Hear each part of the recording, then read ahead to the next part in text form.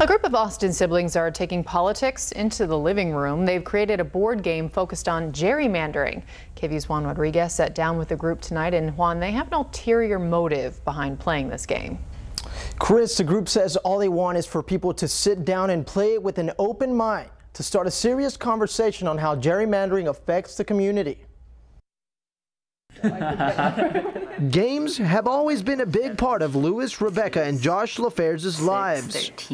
From playing them while growing up as kids to creating one as young adults. The three of us, we grew up in Austin, Texas, in a gerrymandered district. And we created this game, Mapmaker the Gerrymandering Game, because we want to help start conversations around the country about an issue that isn't really discussed enough. So while this is a really fun game, gerrymandering is a very serious issue. Gerrymandering, to put it simple, is manipulating voting boundaries to favor certain political parties. It's something Louis says he knows very well. So we have neighbors who live like a few streets away from us who we don't vote with, but we vote with people who are all the way in Houston, who we don't necessarily consider in our personal community. And so this is kind of a perfect example of partisan gerrymandering in Texas that affects us, and it makes our votes count less. The idea is to create voting districts between the board and game counties by using wooden chips as dividers.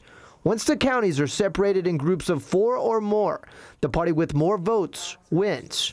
That's exactly how gerrymandering works. Yeah. You're talking to people maybe of different political thoughts or ideas and just talking about an issue. It's a board game with meaning, hoping to create a domino effect in the nation's government. We're putting a gerrymandering is not a game proclamation inside every box, and we plan on sending this game to Supreme Court justices who can roll on maps, governors who can veto the maps, and state legislators who can draw the maps. We want to show them that gerrymandering is not a game. Now, their ultimate goal is to see the Supreme Court justice play this board game.